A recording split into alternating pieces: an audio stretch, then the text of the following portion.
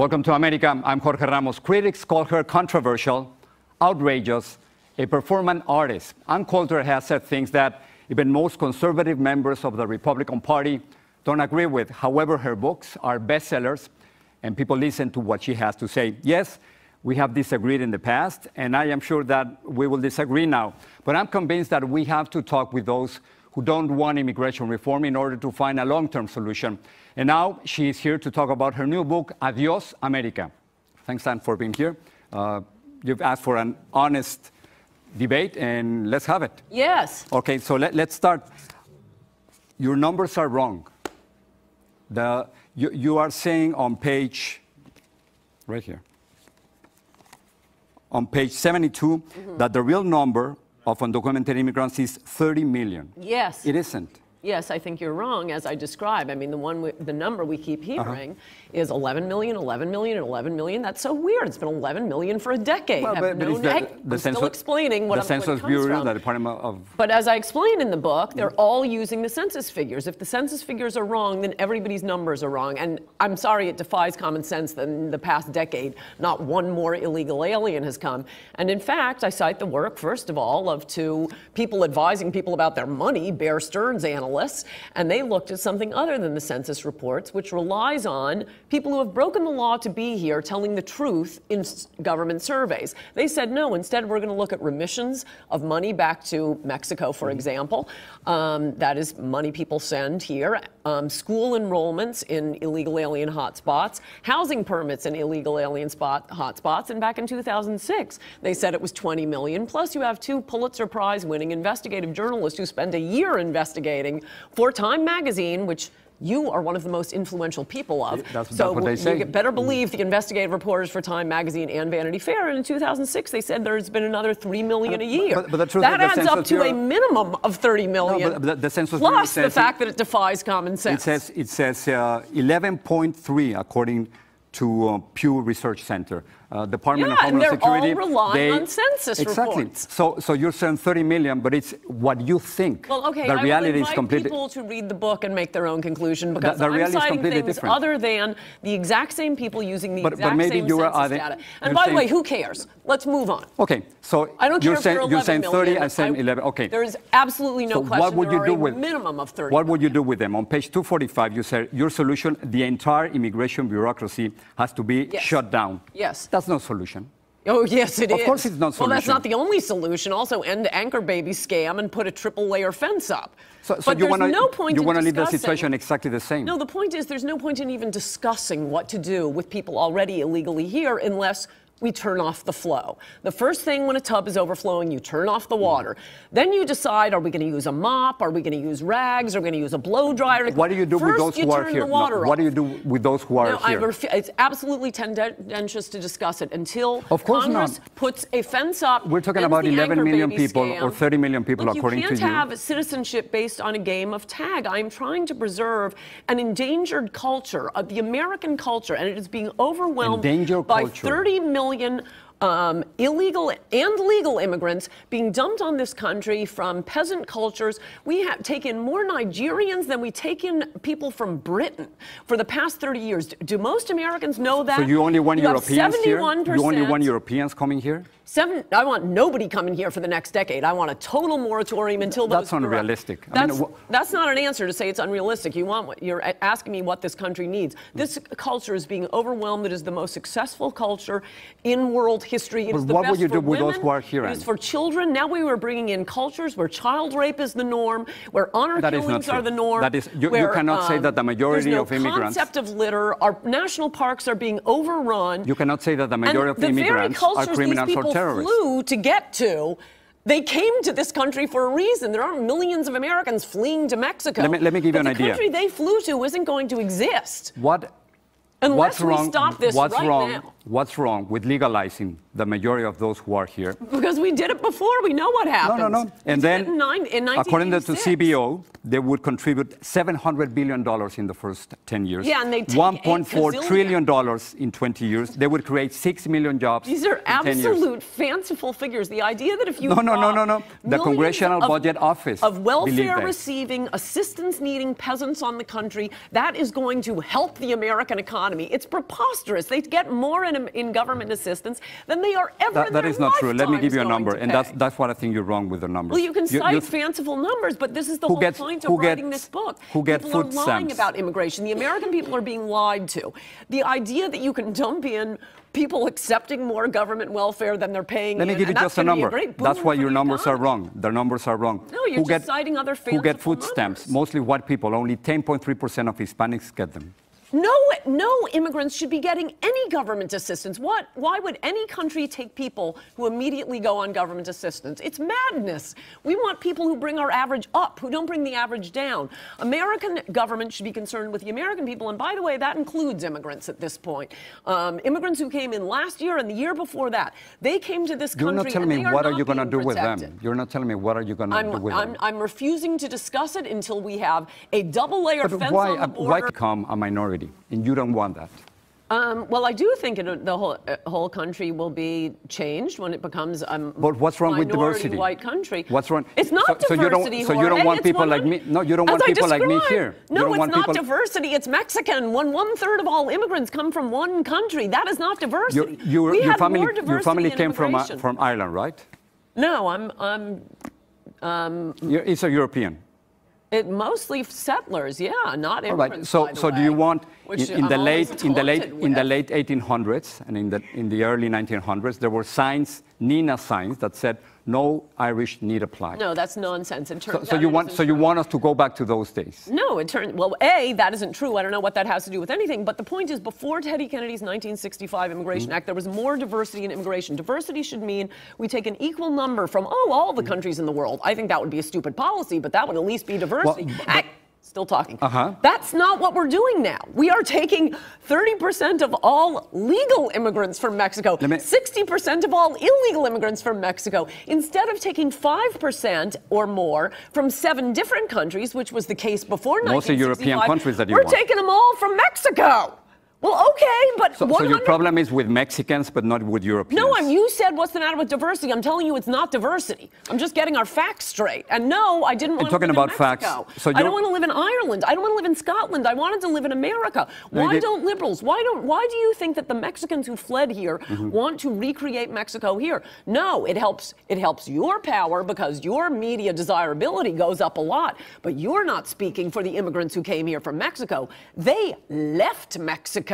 They came to it's an economic situation. It's simply an economic situation. They come here because there are thousands of American companies who hire them, and because there are millions of Americans, including you, who benefit from their work. It's more than economic because you have something like 2.4 trillion people in the world living on like $2 a year. They'd all like to come here. Mexico happens to be within walking distance. So you're the one who's discriminating against the poor Bangladeshis who would love to come here, but they can't walk across the border. Why should we discriminate against them? So let me just say this at the end. It's not humanitarian. It is not diversity. It is just changing our culture without checking with the American people into Mexico. Let me just finish with this. So you think there are way too many immigrants in this country? It's not only that there are way too many, we're getting immigrants who are immediately going on welfare, who are committing crime. No immigrants should be committing crime. The majority of immigrants are not terrorists or criminals. The number should be 0. Why would you invite? Look, we can't do anything about our own underclass. We can't do anything about native criminals. We can do something about people we're inviting into our country. So let me just give you this number. So you're concerned about immigrants coming here. The number of foreign-born population, the percentage foreign-born population, 1900s it was 13.6%. In 1910, 14.7%. Right now, 13%. In other words, the percentage of the foreign-born population in this country hasn't changed. So you're crying wolf.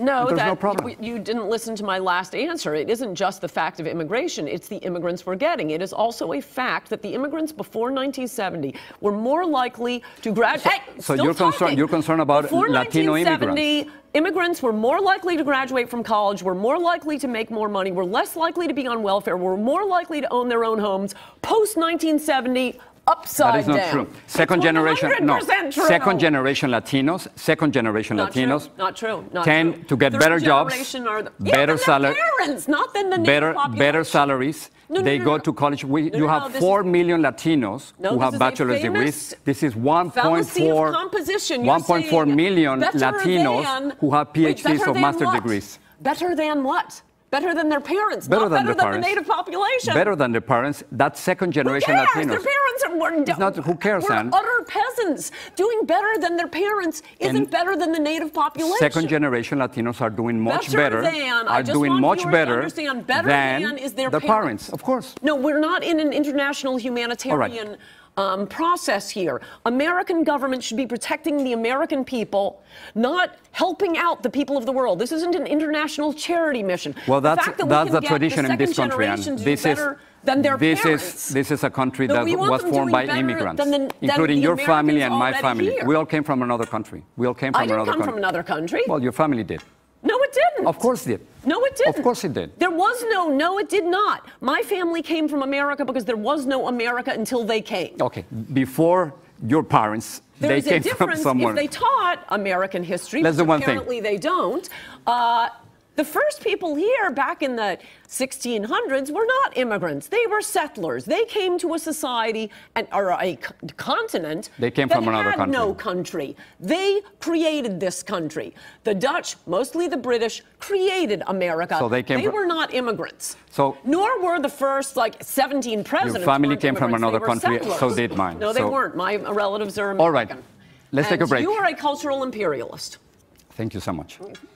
And we're going to take a break, then we'll be back taking questions from our audience. That's next. Thank you.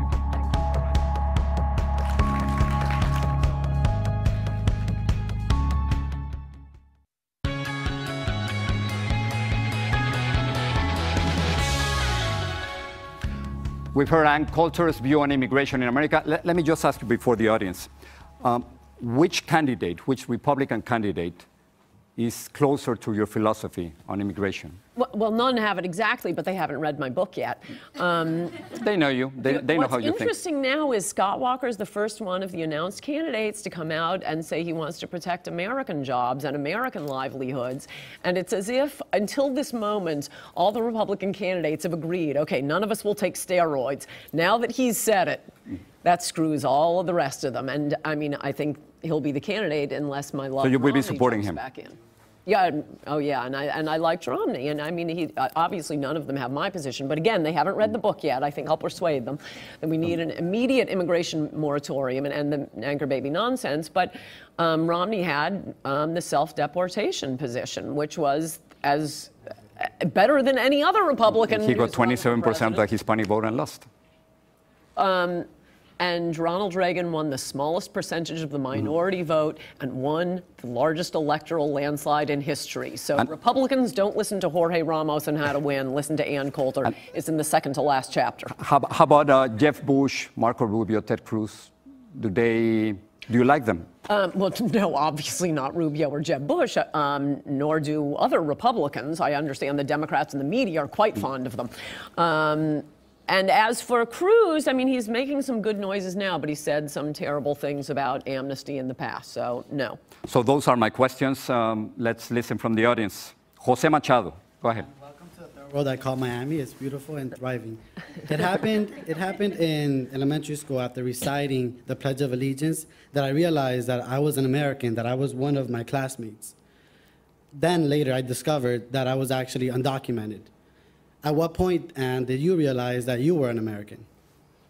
I've always been an American. It's like, when did I realize I'm a girl? When did I realize I'm from Connecticut? When did I realize I have 2 older brothers? It's just been a part of my sense. But I wanted to check, are you still undocumented, as you say? Because I want to get Sheriff Joe on the line. No, I'm not. But I realized that I was a boy when my private part was different than my sister's. So there's things that we see that this like makes us different. So you didn't really answer the question. I mean, if you're proud of being an American, what would you? you think of the fact, as I have in my book, and I assume you guys haven't read my book yet, but I hope you will. What would you think of the fact that Carter judges started presiding over citizenship ceremonies conducted in Spanish? Well, I speak both languages, so I'm good. I don't know about you. So you don't care that no, I mean, an I can American speak both citizenship? languages. Okay. But I'm definitely calling the reality is that my Sheriff Joe. mom was deported, and because she was deported, I ended up getting papers. So this is the messed up system that we have. Okay, well, I'm thinking that we really want citizens who are speaking English and love the country with such an emotional intensity described by Justice Brandeis that you would react in horror at the fact that citizenship ceremonies are being conducted in foreign languages. Thank you very much. Next question, Sloan, go ahead. Hello, Anne. Thank you for taking my question. I'd just like to butter you up for a second and say that no matter what kind of political party you're affiliated with, I think we can all agree that you have really great hair. Thank you. Now we'll move on to my question. Okay, so you've stated that a woman should have a right to an abortion because the unborn child is the product of someone's illegal actions. And I wholeheartedly agree. Wait, what? I've read that quote online You know what? multiple I've times. never said that, and we're really talking about the book today. Okay, well, I'm getting to the book But question. I've never said that. You're reading some crazy webpage. I was reading your webpage, which is a crazy But webpage. I said a woman has a right to an abortion because it's the product of an illegal act. I promise you, I've never said that. I mean, you can give me your email address afterwards. I can send it to you. But do you So want to hear the... what's your I'm pretty question? sure I know. So What's my your question? question is, I do agree that women should have the right to an No, abortion. I've never said that. Okay, if it's a... Anyway. You're reading a joke webpage. Using that So I'm already logic... suspicious. So do you think that children of undocumented immigrants should be denied in-state tuition because of someone else's illegal actions? I gather you're saying that because, oh, what about the children? It's not. Well, look, anybody any parent breaking the law is going to be a problem for the child. Those Enron executives, their children have suffered horribly. Should we just say, oh no, we can't put the Enron executives in prison. Those BP officials, if they have to pay those huge fines, their children will suffer, and it's not the children's fault. I'm sorry, when people break the law, there are consequences for the kids. It is whenever parents break the law. Oh well. Okay, well, Gaby Pacheco, next question. Slightly taller. So my first question is, can I give you a hug? I wouldn't today. I'm recovering from the worst flu I've ever had. It's okay. I'll take your germs. This undocumented immigrant who has lived in this nation for almost 22 years wants to, as a sign of my humanity and yours, recognize you and say, can I give you a hug? No, let's get on with the question. Okay, thank you. So, and Joe Arpaio gave me a hug, by the way. There is freedom of speech, and then there's also hate speech. And I wholeheartedly believe in our First Amendment right. But many of the things you say on TV, on the radio, in your books, not only do they incite fear, they also incite hate.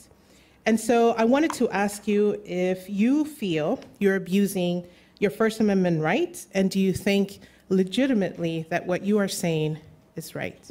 Well, 2 points. One is you don't understand the Constitution if you say there's free speech, and then on the other hand, there's hate speech. No, I know that under the law and the Constitution, still answering the question, and then you'll step away and we'll take the next one. Hate speech, and you don't have the right. And thank you all for coming here today. She's about to finish her speech. No, there is speech. There's not speech and hate speech. And judging by the last question, apparently you people can't tell the difference in what I've actually said and some crazy parody site, because I don't know what you're thinking is hate speech. I don't engage in hate speech. I engage in speech. And yes, it's part of the long Anglo-Saxon tradition of thinking that free speech and the contest of ideas, the truth will emerge. It goes back to John Stuart Mill. Well, I think the people that are standing here will agree with me. Attributes of a place like America some of the things that will you've been saying and continue to say and spewing hate speech. Next question, Ray Lastre. You don't have a tradition of John Stuart Mill. Last question. Go ahead, Ray. Hi, Ann. How are you? I don't necessarily disagree with your views. I am a conservative, so I'm proud of that. You know, Ann, there's a lot of candidates, and here in Florida, we have Senator Marco Rubio, for example. I like the senator. I was upset with him on his view on the whole immigration debacle.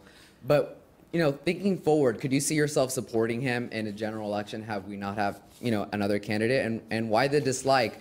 I think that he's a great candidate, and we have, as a Cuban American, I think I'm so proud of having Ted Cruz and Marco Rubio, people of Cuban blood, being able to get there. Well, I'm going to keep bringing the questions back to my book. And again, I say this is not, glad you're a conservative, happy to have you here, hope you vote Republican, but this blood thing, not really an American Anglo-Saxon tradition. This is a problem, and that's why the Democrats are insistent on dumping all of these very different cultures on America, because they can get people to vote on the basis of blood. That is not how Anglo-Saxons vote. Yeah, that's true. Not at all. No, and we have third worlders voting in tribal ways. If we had gotten 71% of the Hispanic vote, Mitt Romney still would have lost. If he had gotten about 5% more of the white vote, he would have won. So Republicans better wake up and for the first time in, I don't know, my lifetime, appeal to white Americans for votes. No one says to a white person who votes Democrat, you voted against your race. But you do get that with all of the ethnic groups coming in. Once Democrats discovered the joys of racial politics, it was over. Yeah, I think like the word Hispanic and Latino in itself, it serves like to divide instead of unite us as Americans. So thank you so much for being here, Ann. And so don't you think that if Republican candidates follow what you think, they're going to lose the Hispanic vote and they'll lose the White House again? No, they will win as I just said, and I describe again for idiot Republicans who believe that, please just read the very short second to last chapter. I wrote it after going to a dinner party with a bunch of rich Republicans, and I realized they knew absolutely nothing. I turned my book in, I came home, and in a moment of rage wrote up, rich people are busy, they're making money. I'm not. I'm busy reading Nexus reports, so I went through the actual results of, for example, Proposition 187, when California had about the same demographics as America does now. I went through Ronald Reagan, who got the smallest percentage of the minority vote of any Republican between LBJ and Obama, and that was the biggest electoral landslide in history. The way for Republicans to win is to follow the Ronald Reagan model, and rich people don't have to read obsessively Nexus, but they do have to hang on my every word if they're not going to do that. One last question. You asked for that on Twitter. Tell me anything new that is not known generally, that it's in your book. Well, obviously you brought one up. 30 million illegals, not 11. It's 11. It's 11 now, not 30 million. More Nigerians than English since the 1970 immigration law. Oh, that the people who passed the 1965 immigration law, Teddy Kennedy, the rest of the Democrats, they swore up and down it would not change the ethnic composition of this country. This has been the most dramatic, historic ethnic change to any nation in world history. And this is without lying to the American people and without even consulting the American people on it, which is why I'm particularly enraged at the idea that I can see every night on MSNBC enthusiasm about, oh, the browning of America, the browning of America. But if I say, I don't like what you've done, oh, that's racist. No, but don't you think it's better that this is a stronger, don't you think this is a stronger nation because it's more diverse, more tolerant? It's not more diverse, it's more Mexican. I think it's more diverse, much more diverse. No, it in 2044, minorities will be the majority in this. But it isn't diverse. I think diversity is just fantastic. No, you I don't. think diversity is be beautiful. All Mexican. No. I think we're just arguing for more diversity and more tolerance in this country. We have taken in 1/4 of the entire Mexican population. At what point will we have taken in enough, in your view? I think that with a legal system, the entire Mexican population. No, I think with a legal system, we wouldn't need, and we wouldn't be having hundreds of people dying crossing the border.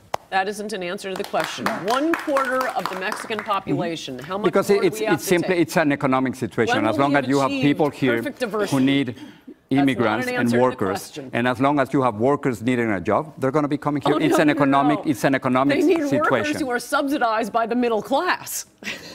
Adios, I'll take America. that deal. Thank you so much for coming. Fantastic book. Thank you for having I really appreciate it. And thanks so much for joining us. And thanks to our studio audience. Adios, America will be available in hardcover June 1st. And be sure to check our hashtag #AnsAmerica.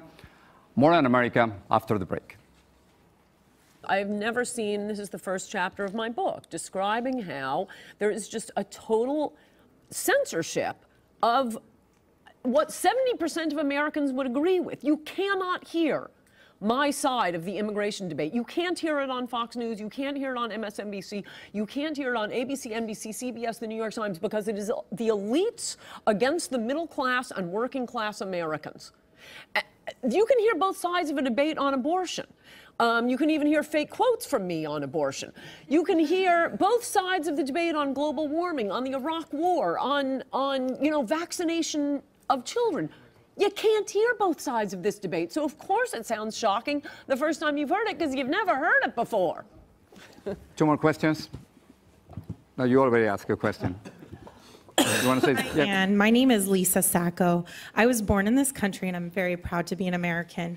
The reason that my family is here is that my grandfather was a POW who fought with Italy, and then my grandmother married him and settled in this country. My mother came in 1964 as a Cuban immigrant, and the reason my question is going to be about the fact, and I agree with this point, why do immigrants come to this country and then start to receive welfare benefits? My family, who worked very hard to come here during the freedom flights, my grandfather never received anything from this country, never went on welfare, lived in a very tiny bedroom in New Jersey and worked very hard, as did my Italian family, who worked very hard and never received benefits. And our store that my grandfather started on my Italian side has been in business 65 years in Elizabeth. So I do agree with your point, and I think— I can answer that. What population as I said, has— pre-1970 immigrants do better than the natives, as any sane immigration policy would require.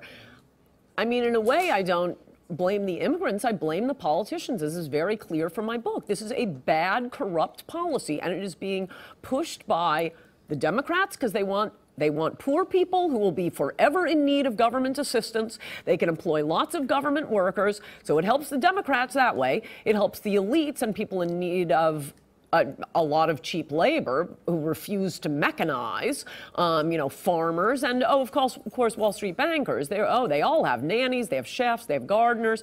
Their lives are so much better. So to help some tiny little elite, we are bringing in poorer people who will need welfare, but they'll block vote for the Democrats. The question is, why are Republicans going along with this?